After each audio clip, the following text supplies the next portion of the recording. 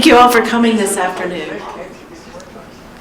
My name is Terry Heron. I'm from the College of Business, and I am on the search committee, and I'm delighted to welcome you and introduce the first of 3 finalists for Executive Vice President and Provost here at the University of Montana. I'd like to start by thanking our interpreter, Bonnie Curian, for being here and assisting us today. I'd also invite you to provide feedback about the candidates along the way. You can go to the Provost website, or there's a really easy to remember web address, umt.edu/provost search, all one word. And the feedback link is on the left there. So we are very interested in your feedback from these sessions. So today we've asked John to take about 20 minutes to address several questions that we sent in advance, leaving the rest of the time for Q&A from all of you. And when we get to the Q&A part, when you do have a question, if you could please just wait for the microphone so our MCAT viewers would have the benefit of hearing the question that you're asking. So Dr. John Harbour is from Purdue University. He currently is the Associate Vice Provost for Teaching and Learning and the Executive Director of Digital Education. His education started at the University of Cambridge, which you will find evidence of with his distinctive accent. Got his bachelor's there, his master's at UC Boulder, and his PhD at the University of Washington. He also has an honorary doctorate from Stockholm University. I won't go over all of the details from his CV. That's posted on the search website, but I encourage you to look at that. He's a very accomplished teacher and researcher in his field of geological sciences. His administrative experience is very broad. It includes being a department head, director of 2 research centers, associate dean, and associate vice provost for research. So he is kind of batted for the cycle just about, I think. So please join me in welcoming John Harbour. Thank you.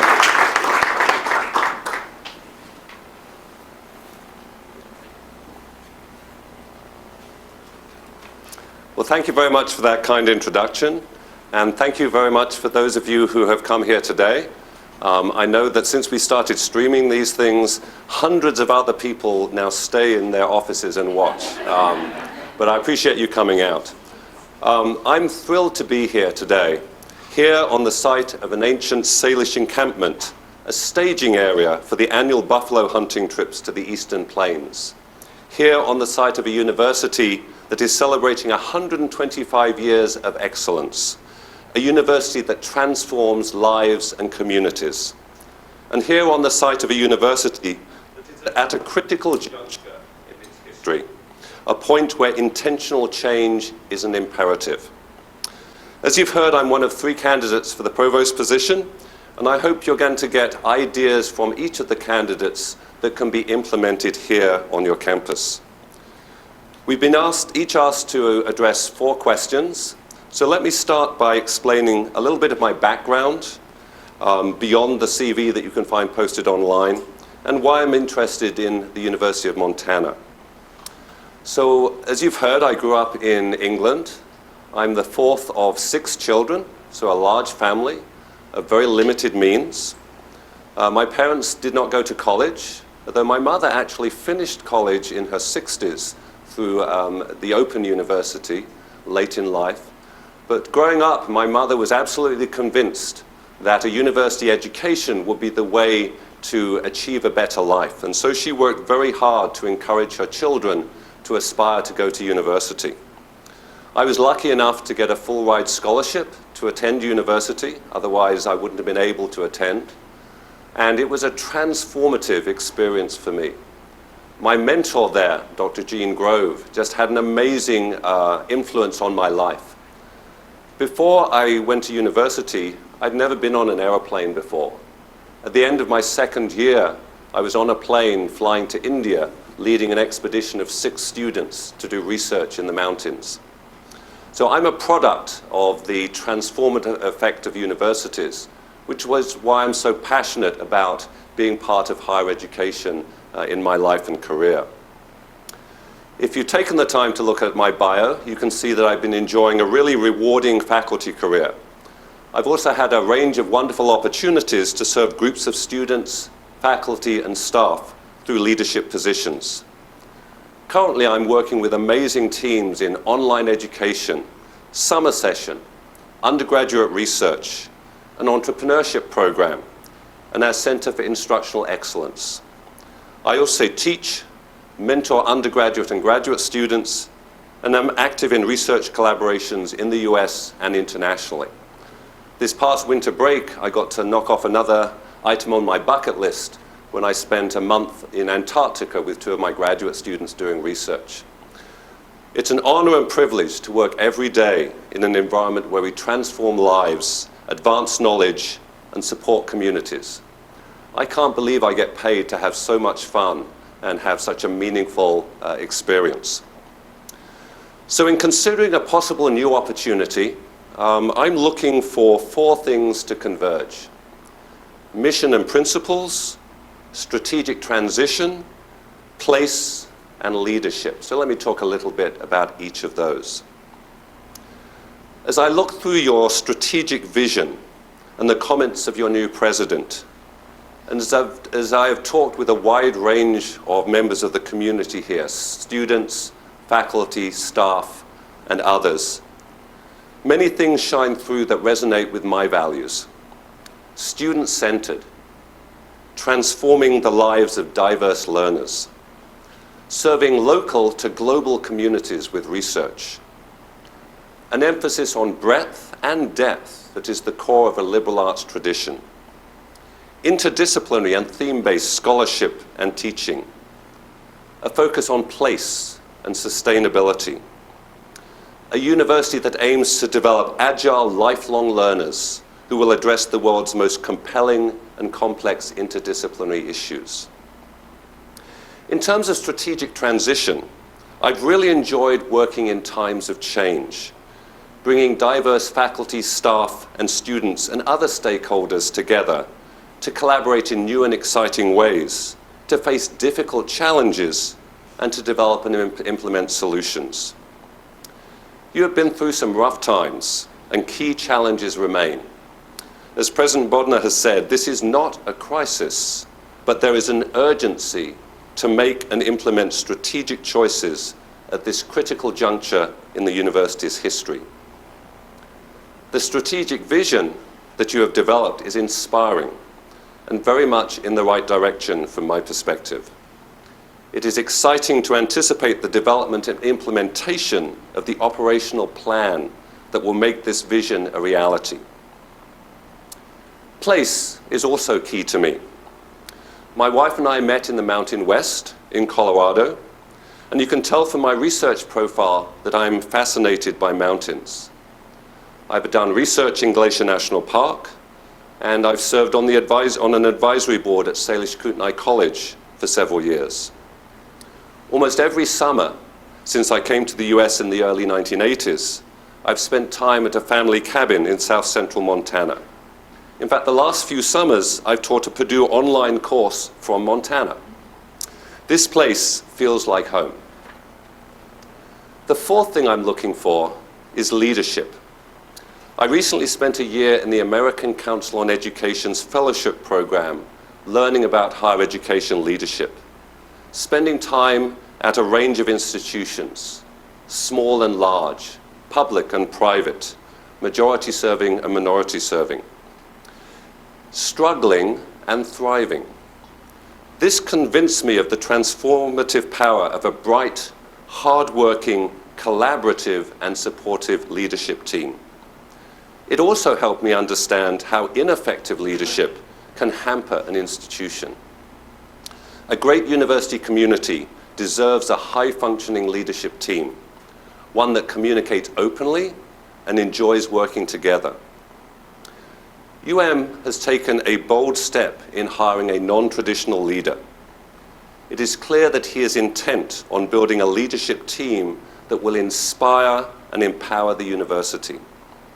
After looking at his background and his initial presentations to campus, as well as listening to his podcast interview, I'm intrigued and excited to learn more about this aspect of the opportunity here, especially since I have some experience working with a non-traditional president.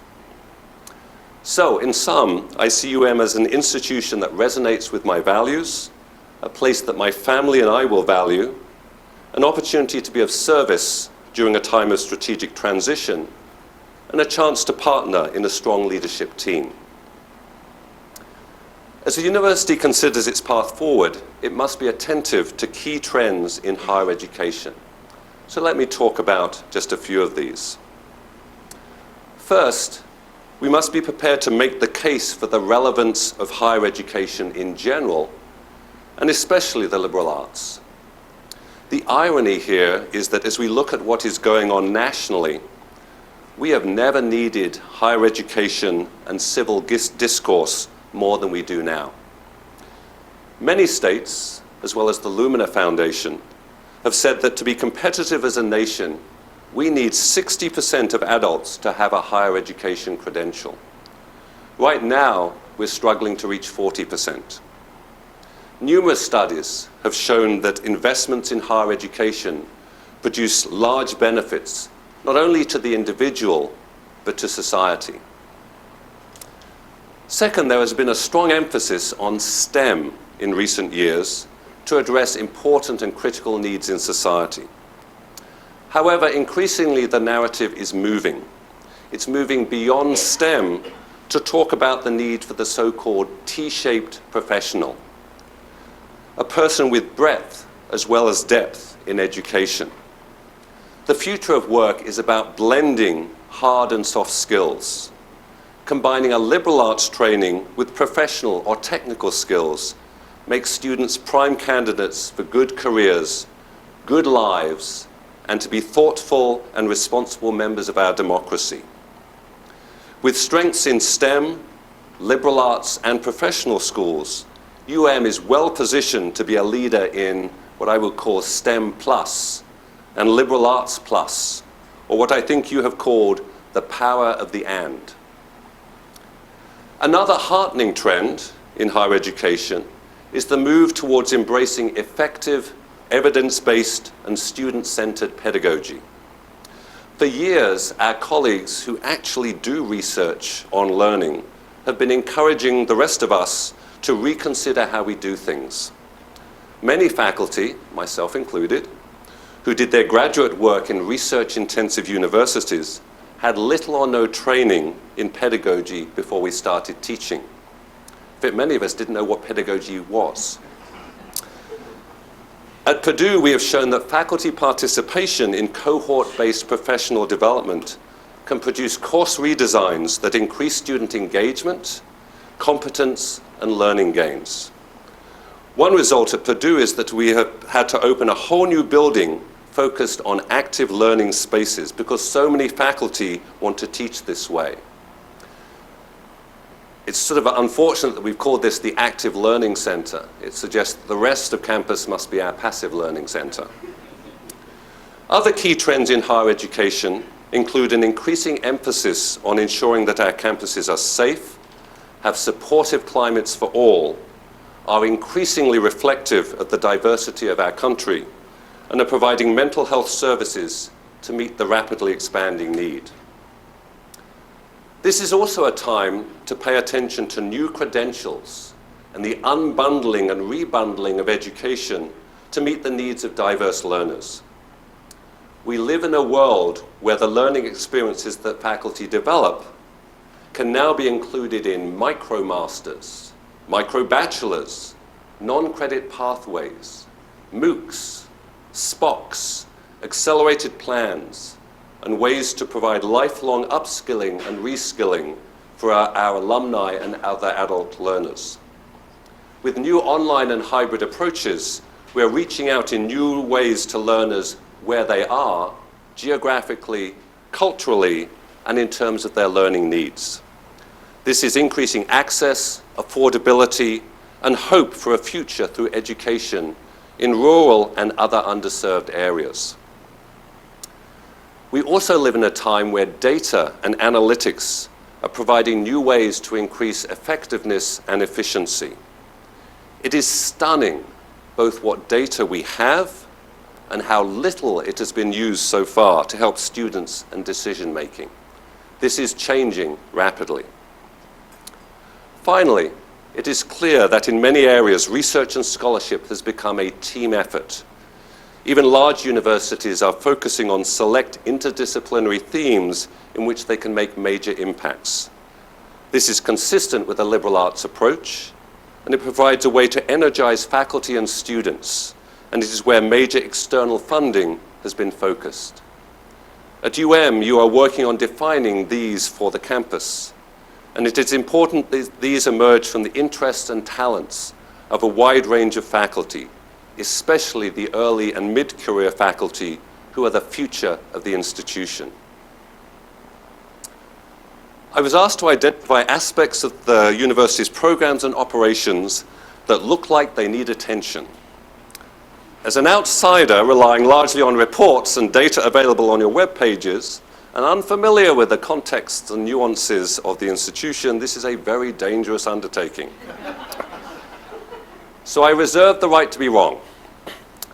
So there's been much attention focused on undergraduate recruitment recently, for obvious reasons.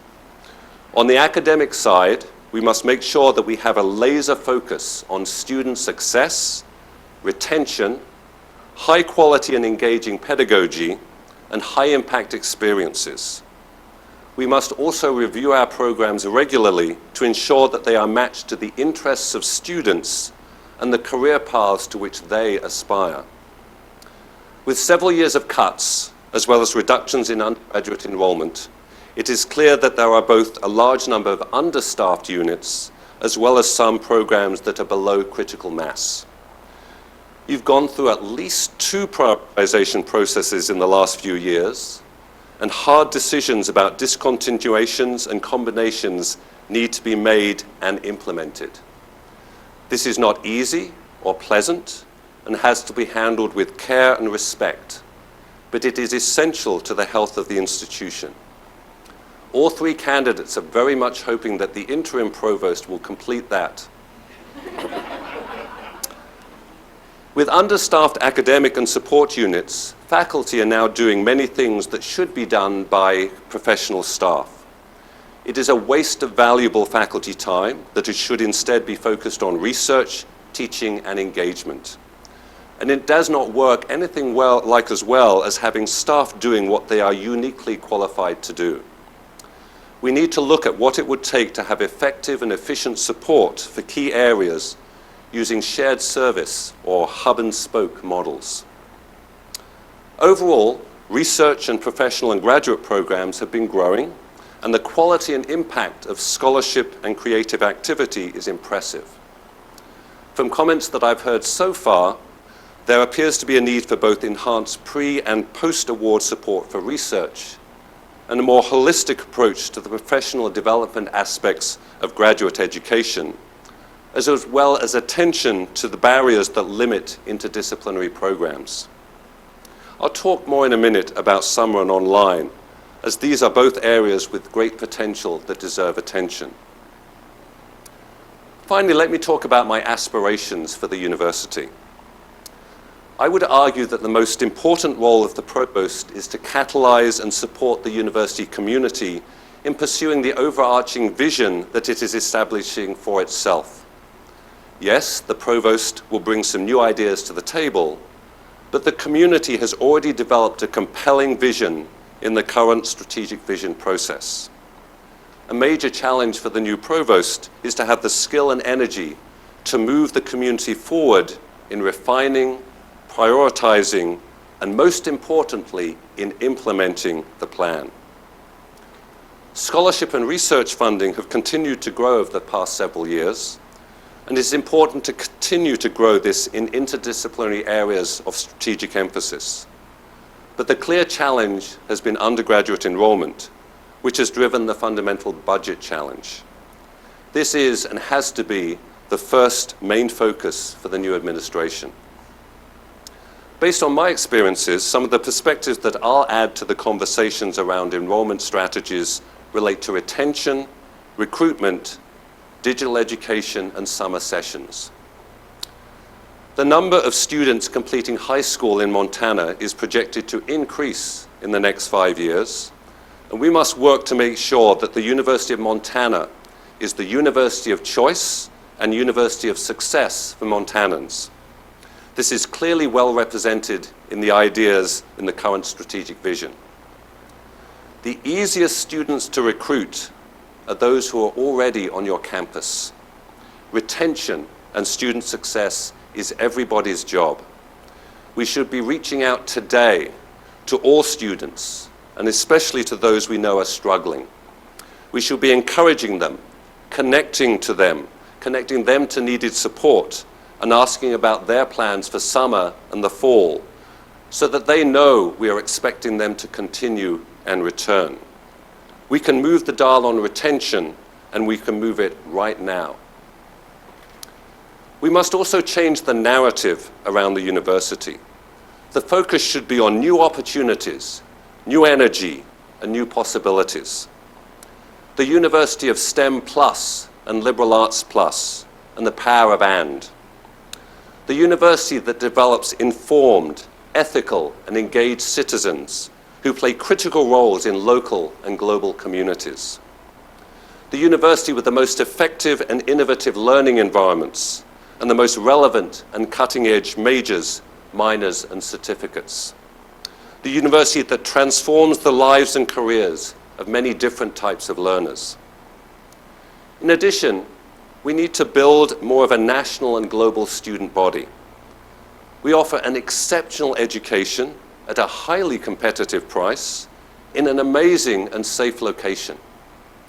Diversifying the student body also brings many educational, cultural, and financial benefits to the university and to our in-state students. We have to focus more on national and international recruitment. Not surprisingly, my vision includes UM working both to enhance residential education and to serve diverse audiences through digital education. The research shows that supporting faculty to understand and adopt highly effective teaching approaches can lead to significant gains for students. Flipped classrooms, active learning, and authentic contexts enhance student engagement, self-efficacy, and achievement of higher level learning outcomes. The university has great potential to grow flipped and hybrid approaches for on-campus students. But an even greater opportunity in digital education is to grow fully online and hybrid programs that meet the needs of a wide range of audiences who are not going to relocate to one of our campuses, including the over 100,000 Montanans who have some college but no degree, as well as underserved rural and tribal communities. This is a tremendous opportunity for new enrollment and impact for the University of Montana system working together. In addition to students seeking traditional undergraduate and graduate degrees, there is also a large market for certificate programs, micro-credentials, and programs that provide critical upskilling for mid-career professionals and that meet the continuing education needs of our alumni. An additional aspiration I have for UM is to significantly enhance summer session. The university currently has summer enrollment at about 26% of spring enrollment. There is an astounding opportunity to build a much more vibrant summer program. Why? Well, to enhance student retention and progress to on-time completion, to attract visiting students to this amazing environment and our signature programs, to grow pathways for high school students to our undergraduate programs, to provide bridge experiences for transfer and at-risk students, to enhance opportunities for high-impact educational experiences, and yes, to bring in significant new revenue. If we can increase the summer attendance by almost 30% in just a few years at a campus in a hot, flat, north-central Indiana environment, we should certainly be able to move the dial on summer enrollment in Missoula. Putting this all together, I would argue that with expanded recruitment, a laser focus on retention, a new UM narrative around innovation and student success, growth of a vibrant set of interconnected online programs, and putting summer session on the fast track, we can dramatically improve graduation rates and rebuild the University of Montana's enrollment. In FY11, the UM system had a 15,700 FTE enrollment. In FY17, this had fallen to just 12,900 FTE. Within the next 5 years, I believe it is well within our reach to grow to at least 16,000 FTE. This will revitalize our campuses, transform the lives of our students, and support diverse communities in Montana and beyond. It will take focus and commitment, but I'm convinced that it is a very achievable goal. If you don't challenge yourself, you will never realize what you can become. From what I've seen so far, this university community has enormous quality and potential. The last several years have been rough, but with resolve, hard work, critical decision making, and a commitment to work together, we can achieve the vision and the strategic vision that you have laid out. A much brighter future is achievable, and that is why I'm very excited to be here with you today. I would be delighted to answer any questions that you might have.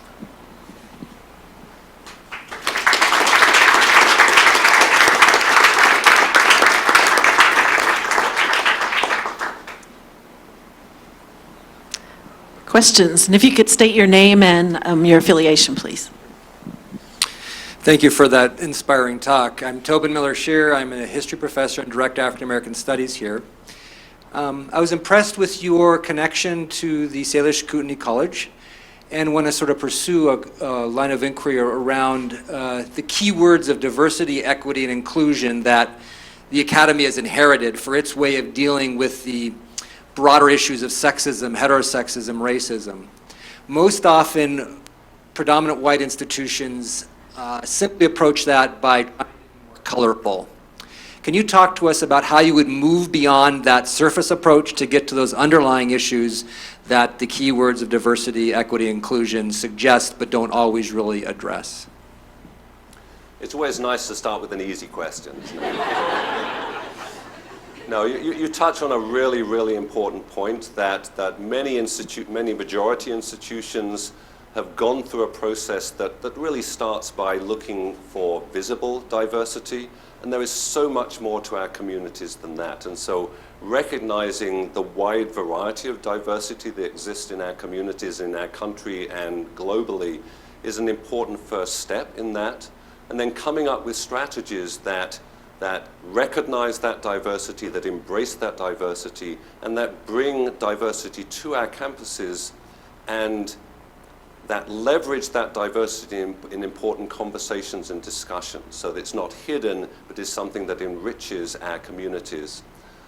In terms of ways to do that, if we think about the way that we recruit, we send a lot of messages in our recruitment materials. And so looking very carefully at the way we communicate to potential new students about the importance of many, many different types of diversity is an important step.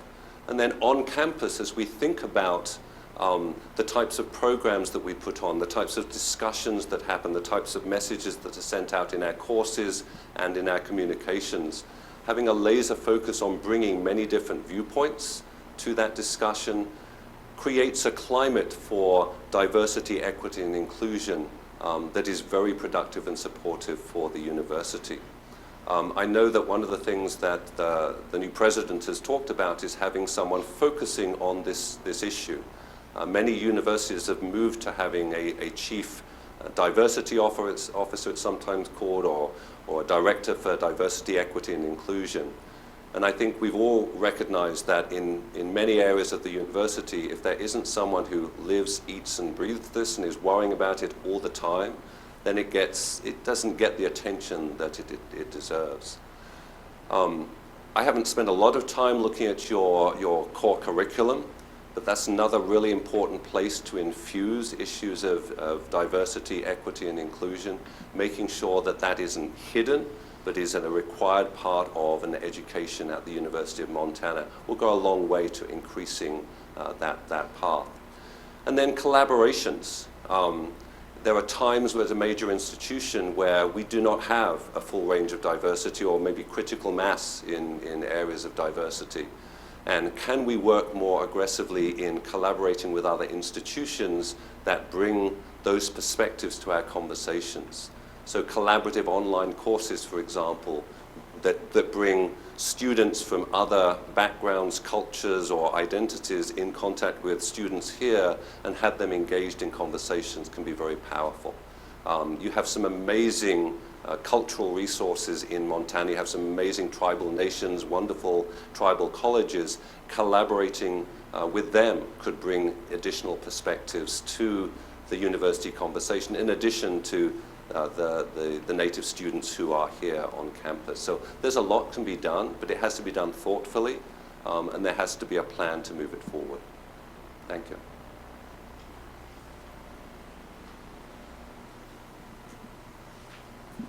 Hi there. Hello. My name is Mariah Welch, and I'm a double major in Women's Gender and Sexuality Studies and Political Science with an emphasis in public law, and I'm also involved in our student government. So you talked a little bit about recruitment, and I just wonder what you think are the best ways to recruit students to come to the University of Montana, and what you think the provost role is in that recruitment process. Yeah, good question. So there are lots of different ways to try and recruit students. And one of the things that I think we first have to do is ask students how to do that.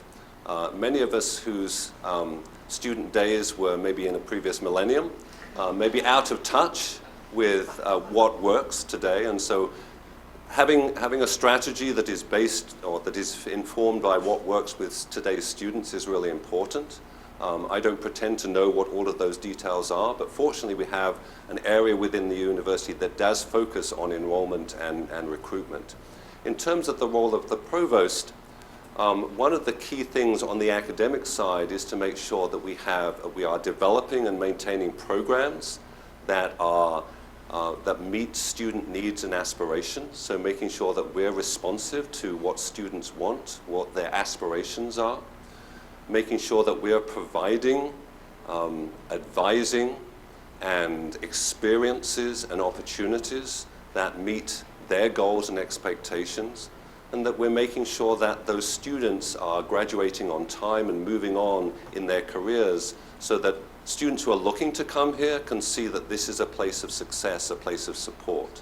So on the academic side, making sure that we have support structures and the types of programs that meet students' needs really helps in recruitment. In addition, I think one thing that would be really helpful is to get at some of our students, and I spent some time yesterday evening with a group of students, and they would be our very best ambassadors. I've worked with a program where we've had first and second year students go out to their high schools, talk about their experiences. There's nothing more compelling to a student than to see someone who they know, who is 1 or 2 years ahead of them, coming back and saying, I'm at the University of Montana, I am having an amazing experience, I'm being successful, the faculty care, I've got an amazing advisor, and this is where my life is going because of the University of Montana. So having students involved in recruiting, I think, could be really, really helpful. Thank you.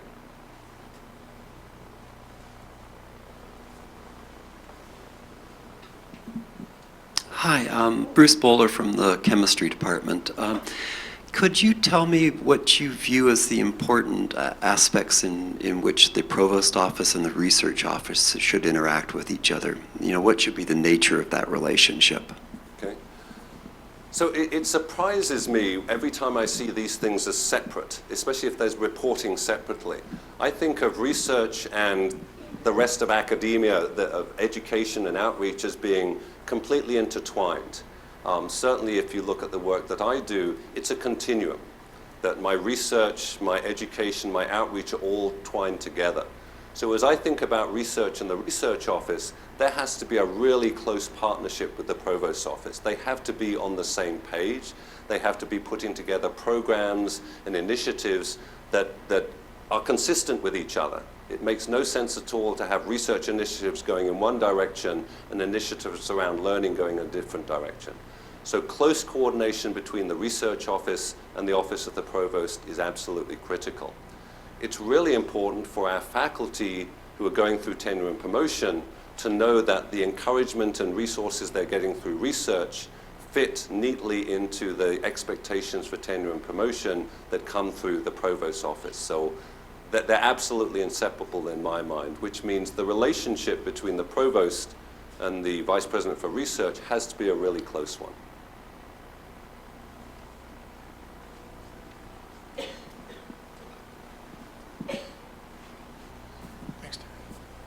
Steve Thompson, Director of Campus Recreation.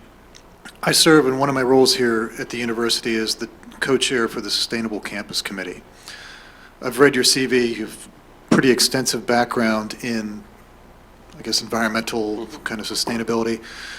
We're approached all the time by students and to some degree faculty and staff about how we can do more here to be a sustainable, environmentally friendly campus. If you were to get this job, how do you integrate that both on the academic side and the co-curricular side here at the university? Yeah, that's a great question, and I was asked something similar by students yesterday evening. So clearly that's a key value here for not everyone, but many people. In terms of enhancing sustainability on campus in general, I think it would be really helpful to invite suggestions from the entire community on things that we could do to move forward on sustainability and go through a process of evaluating those. Which ones could we do that would have the largest impact with the least investment so that we get the maximum return on the time, effort, and resources that we invest in it. Clearly, a part of that has to be integrating sustainability themes into our curricular and co-curricular activities.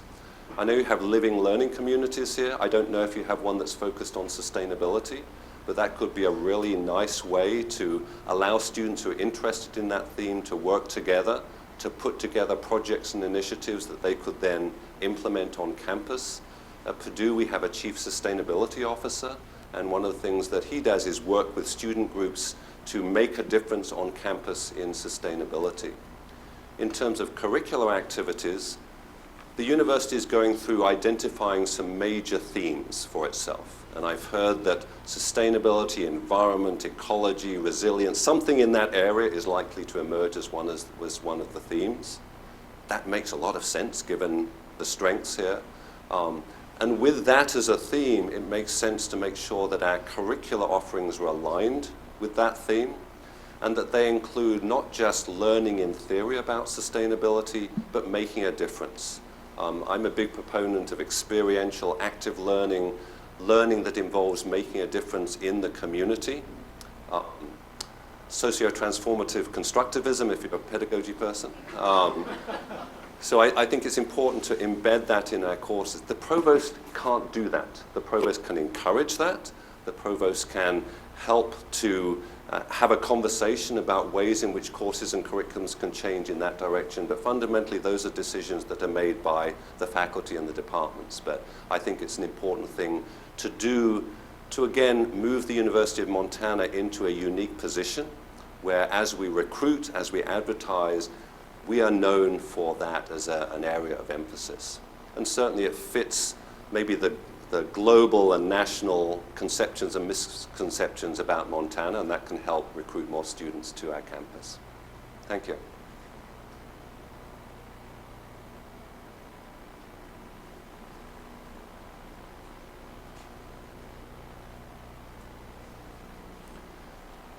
So as a teacher, I can survive silence longer than you can.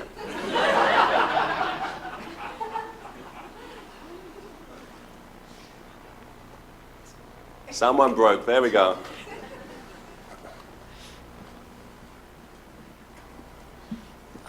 So, You get extra credit for asking 2 questions. yeah, so how do you, as provost, what is your role in communicating to the broader Montana community the value of a higher education and the value of a university?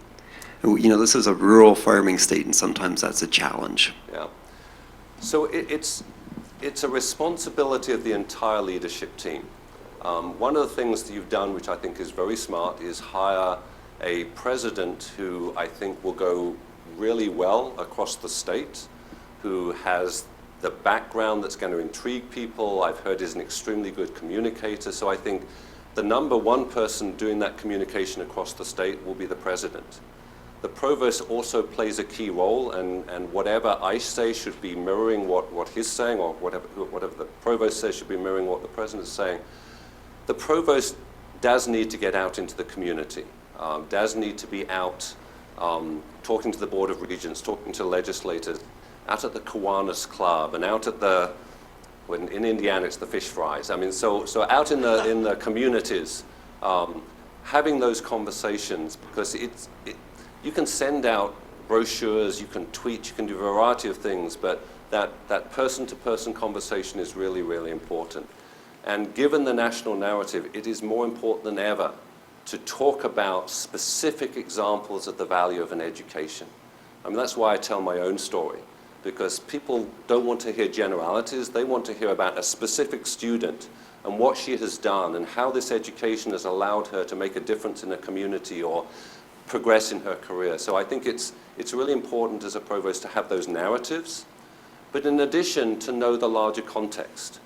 I must admit, I don't know if Montana has done an impact study, but in a number of states now, what's gone on is the universities have done an economic impact assessment and can demonstrate that each dollar invested in higher education results in some large number of dollars in terms of the economic activity of the state. So making sure that our entire leadership has a set of key talking points around the value of higher education and the return on investment that comes from the investment of taxpayer dollars into higher education.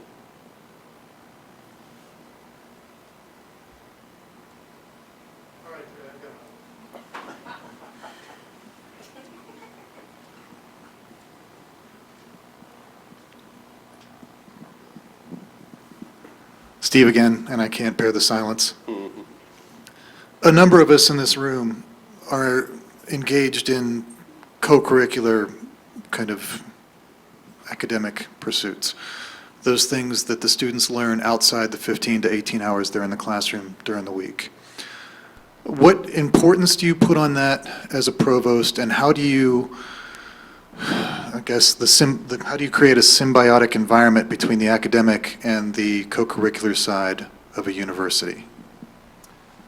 So I would absolutely agree with you. When you look at the holistic student experience, a complete week of their activities, the amount of time they spend in the classroom is a small fraction of that. Although as faculty, we like to think that's the most important time, and that the rest of the time they're doing the assignments we've set, the reality is that their lives are complicated continua. And the set of co-curricular activities, what's going on in residence halls, what's going on in dining halls, what's going on out in the quads as they walk around, that's all a part of their learning. And in fact, I sometimes ask an audience to, well, we'll do it. Close your eyes. For those of you who went to college, think back to college. What was the most memorable experience you had in college? Now, forget the sex. What was the second most memorable? I don't think any of you were thinking about a 50-minute lecture. Okay? That may have been ill-judged. Okay, so when you think back to college, most of us think about not a lecture, but some other experience associated with being in college. It may have been a recreational event. It may have been a club or a team that we were involved in. So it's all really important. Finding ways to knit those together, I think, has the largest impact of all. At the beginning, I mentioned the fact that as a student, I ended up leading a group of other students on an expedition to the Himalayas at the end of my second year. That came about because of a club. So we had an Explorers and Travelers Club at Cambridge. I went along to the first meeting because it sounded sort of cool and interesting, and I was a geography major. And there I got to see students who just 1 or 2 years older than me were going to amazing places around the world. And that inspired me to think, well, I could do that too. And so having clubs, having activities really enriches the life of the university and the experiences of students. And tying those in to our academic programs so that faculty are talking about those activities or talking about what you've got out of that activity and how it relates to the classroom is important. That doesn't happen if the faculty and the staff involved in those activities don't know what each other are doing. And so having committees, having mechanisms to bring them together is really important. At Purdue, we found that living learning communities is a great way to achieve that, as long as there are faculty mentors involved with those LLCs, that they are then teaching courses that those students are coming into, and they're also aware of some, at least, of what those students are experiencing. So that's been a really productive approach for us. We also have a program called Faculty Fellows. You don't actually have to be a faculty or a fellow, but it teams up staff and faculty members with a floor in a residence hall, and once a week you go have a meal with them. It's voluntary on the part of the students and the faculty or staff participant, but it provides an opportunity for conversations to happen about all sorts of things. It increases the understanding of faculty and staff of what the student life is, and provides opportunities again to make those connections between our curricular activities and co-curricular activities. Hi, I'm Sheila Stearns, and I'm a member of the community. A somewhat well-known member of the community. Okay. Two quick questions. I've got relatives in Indiana, and over my career, I got emails or something from them when former Governor Daniels became president of Purdue. And they said, what do you think of that, a few years ago? And you mentioned in your opening comment that you have experience working with non-traditional academic president. If you'd comment on that just a bit more for us. And two, a year or two ago when Purdue University took the quite amazing step of, I believe, purchasing Kaplan University, or, you know, We'll come up with the correct legal term in a moment, but yeah. Oh, well, anyway, you know, I heard about that right away, again, because of my connection to higher ed, and so how's that working out for you, kind of question. And what have you learned from either of those that might help us here? Thank you. Okay. Yeah, so the announcement of Mitch Daniels as the president of Purdue University took a lot of people.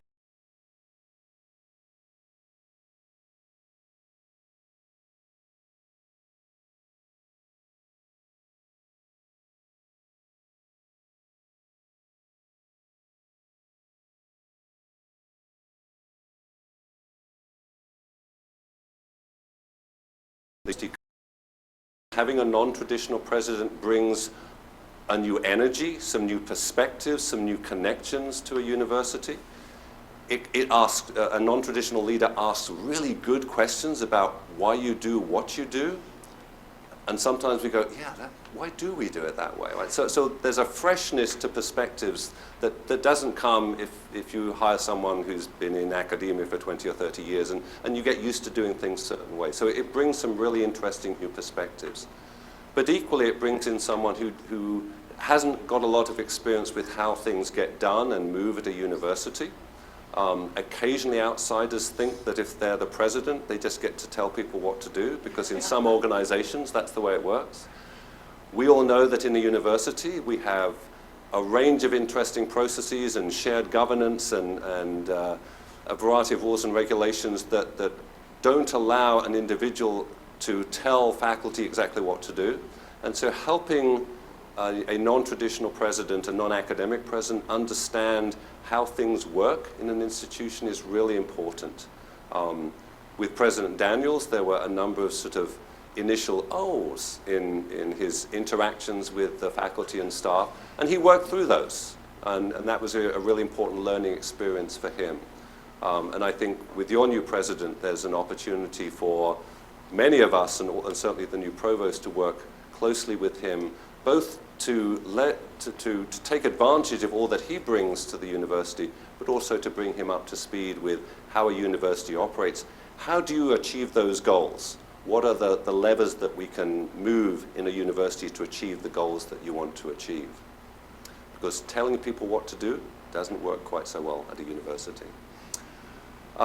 Second part of your question related to the acquisition of Kaplan University. So for those of you who are not aware, so Kaplan University was a private for-profit, largely online university. Kaplan Inc. is a much larger organization. Purdue University acquired Kaplan University, so just the university higher education portion. And that caused a lot of interesting responses at Purdue University.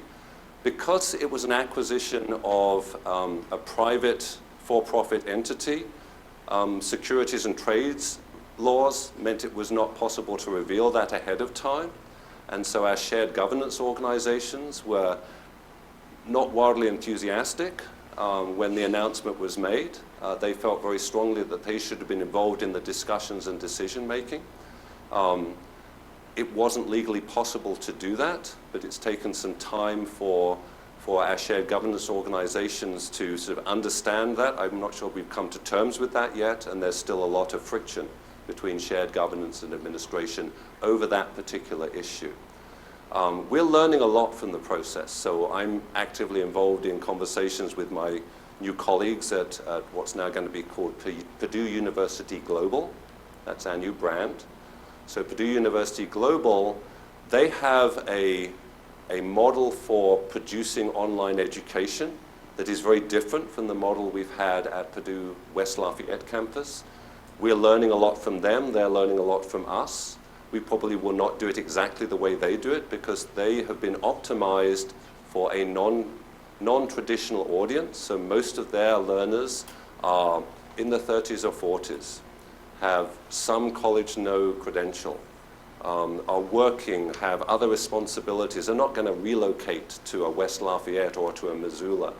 And there are approaches to education that can be optimized for that group, and that's what they've specialized in. So it's been really interesting. They're also they also offer a wider range of credentials than we do at the West Lafayette campus. So when you put them in the Purdue umbrella, then as a university group, we are able to meet the needs of a much wider range of learners than we could do just with our residential campus and our existing online program. So we're learning a lot from that. In terms of what that means for the University of Montana, I said earlier that I think there's a lot of opportunity here for online. Between Missoula College and this campus and the other affiliates, there's an opportunity, I think, to meet the learning needs of a much wider range of Montanans than we do today. And I don't think there's another university in the state yet that has taken the lead in reaching those audiences. So I think that's a great opportunity for the state.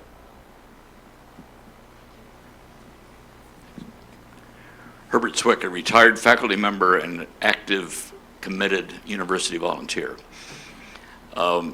And in that regard, obviously the university is a tremendous resource for the Missoula community, to say nothing of the rest of the state, but focusing on Missoula. Likewise, I think the community can provide an excellent resource for the university, and was interested in if you could comment just briefly on your experience of tapping community expertise, resources, volunteers to advance the mission and goals that you've been talking about. You've alluded to some of these things indirectly during your talk, but I'd just be interested in what happens at Purdue. So we're a part of a community, and many people in the community have a great interest in what goes on at the university, and there's a lot of exchange and the interaction that goes on. If it's limited to athletic events and a few concerts, then we've missed the opportunity to really enrich both the community and the students.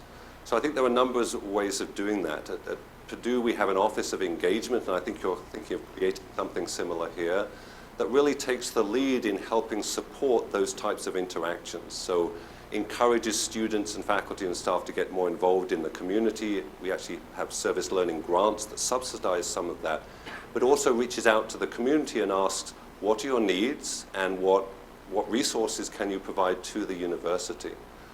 It really is helpful to have volunteers from the community coming onto campus to serve in a wide variety of roles, but in particular to get involved in classes, to get involved in co-curricular activities, to provide additional role models and expertise for the students.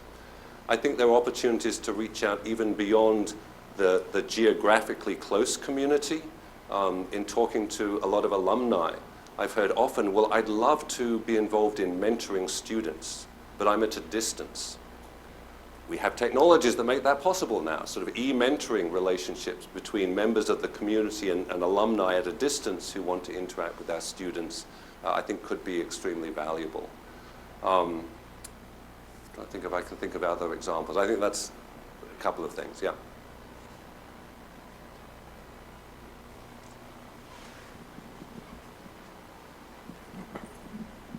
Hi, I'm Dave Beck from Native Studies. I think one of the great moral failings of our generation is the indebtedness that we kind of put on students. And it's a national problem, obviously, but students graduating with so much debt are unable to contribute to the financially to the communities that they move to. And I'm just wondering, first of all, whether you think that's a problem, and second of all, if you do, is there a role that a provost can play in diminishing that for students? And if so, what would that be?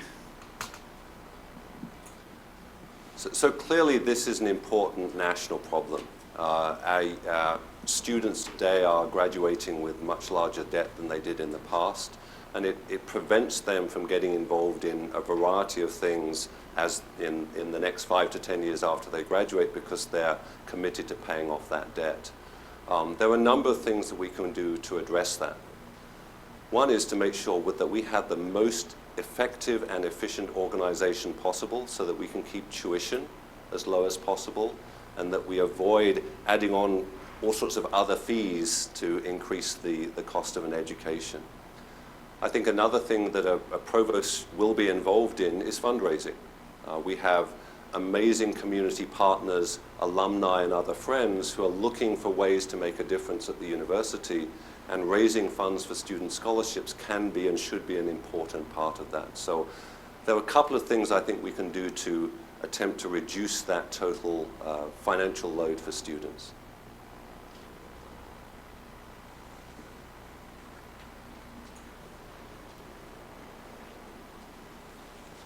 Oh, I thought of a third thing. Before you get there.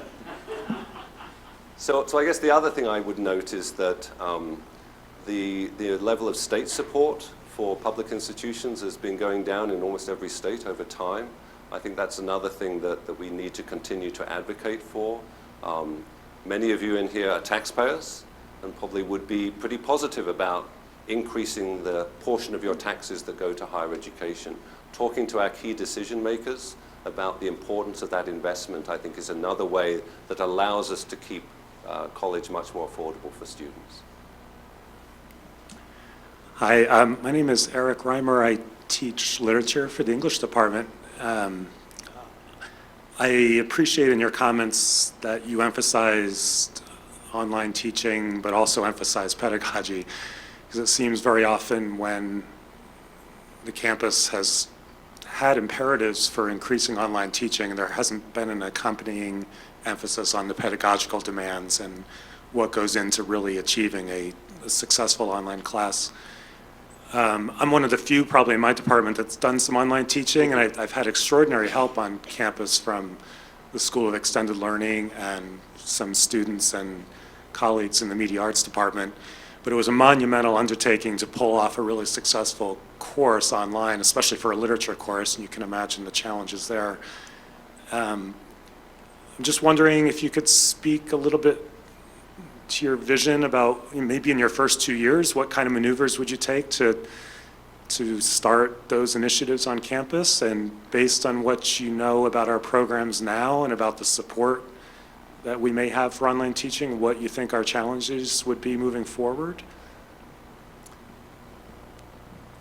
So that's one of those questions that I probably could have given you on a card and say, please ask this, right? So, no, thank you for asking that. It is really important that as we think about developing online courses and programs, that there be a laser focus on quality. There's a lot known about what good practice and what not good practice is in online teaching and learning. And it's really important that as faculty or other instructors think about developing online experiences for their students, that they have access to a support group that is very knowledgeable about that. At Purdue, we've had a program for the past several years called Impact, Instruction Matters Purdue Academic Course Transformation. Almost no one on campus knows what it stands for, but I do. And in that program, a cohort of faculty get some release time and other support and go through a program of looking at the literature on research on online learning, looking at best practices, and then working with experts in instructional design and from our libraries in transforming one of their courses. That transformation has enormous impacts on the students, positive impacts on the students, and equips those faculty to continue to transform other courses. In some cases, they go fully online. In other cases, it's flipped classroom, active learning. So you're absolutely right. Having that support structure is really critical to producing quality online learning experiences. And we don't want to create anything other than high quality online. But it takes an investment of time and resources to make that happen. And it sounds like you found those resources to support the development of an effective online course. So how do we make that happen? The staffing level that you have here for that is not sufficient yet to grow a large online program. So there are a couple of ways of doing that. One is to figure out a way to fund the growth of that support staff and then repay that out of the income that's developed by increasing the online courses. The other is to partner with an external partner. So the public-private partnerships are becoming an increasing part of the way American higher education works. And there are a number of potential partners out there that would work with the University of Montana to provide resources to jumpstart those types of online programs in return for a portion of the revenue as they develop. So that's at Purdue, we've actually done both of those things. We're using external partners, and they've been very effective in helping us grow robust online programs in several areas. And we're also building our own internal support staff, in part from the revenue that's coming in from those successful programs. So there are some good ways to jumpstart that. As I said earlier, I think there are enormous opportunities for the University of Montana system to become a leader in this area. And you already have some very good examples on campus of programs that are reaching out to a wide range of Montanans to provide them with high quality online education. Thanks.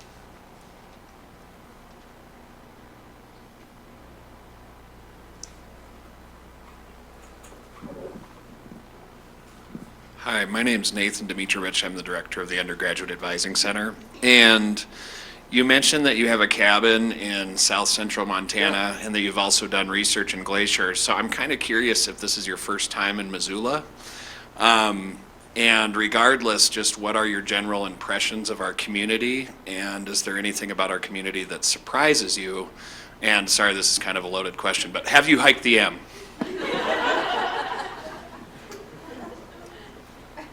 Got three-part question, okay. Four-part, oh, I've already forgotten. D, all of the above. No, it's not my first time here. In fact, I was on campus last summer. I was coming through town and spent some time walking around campus and going in some of the buildings, and so that was sort of fun to do. Have I hiked the M? Not yet. It's on my list for tomorrow. The weather was miserable when I first got here, and I was told it would be really muddy, so don't do it yet. Plus, the amazing search committee has put together such a schedule for me that I haven't had 10 minutes to actually hike the M. In terms of the community here, I had a really great tour of the community this morning. I hadn't realized the extent of the community, the range of different areas here. He was a realtor, so he was showing me different housing choices.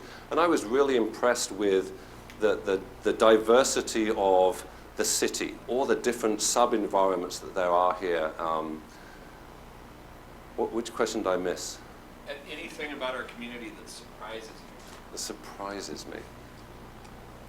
Well, I've been here before, so there's not too much that surprises me about the community. It has a little bit of the vibe of Boulder. Everyone's nodding. Okay, which I'll just leave it at that.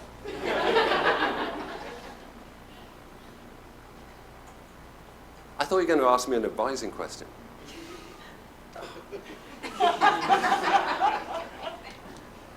Yeah. Hello, I'm Marcy Briggs. I'm the recruitment manager for Human Resource Services. My question, first of all, very exciting points that you had.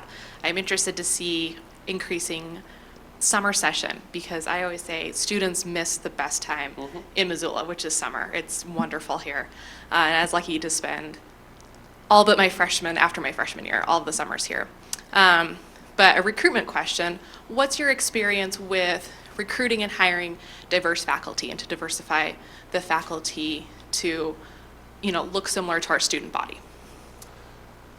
So that's a really important issue in higher education, is to move towards having a faculty that reflects our populations, that provides, that taps into the expertise, the talent that we have across the United States in all areas, and also for many of our students so that they can see themselves in the group of faculty that they work with. There are a number of ways of doing that I've worked with. So at Purdue, we had an advance grant, a National Science Foundation grant that's focused on enhancing the pathways and success of women in academia, as in particular focused on diversity. And so we worked with our cultural centers to put together programs that would bring in not only fantastically talented women, but women from underrepresented groups. We pursued a number of strategies that I think have been helpful. My department was actually the first to require that people who are going to be on faculty search committees needed to have gone through a workshop on unintended bias. You didn't have to go to the workshop, but if you wanted to be on a search committee, that was a requirement. That was then later adopted as a university norm. And so what you find is once you train a search committee around unintended bias, that outcomes change, not surprisingly. Targeted recruitment can be highly effective as well when there are opportunities to add faculty to a unit that in ways that would also enhance diversity. Having resources available to say yes to those opportunities rather than no, I think has been very important.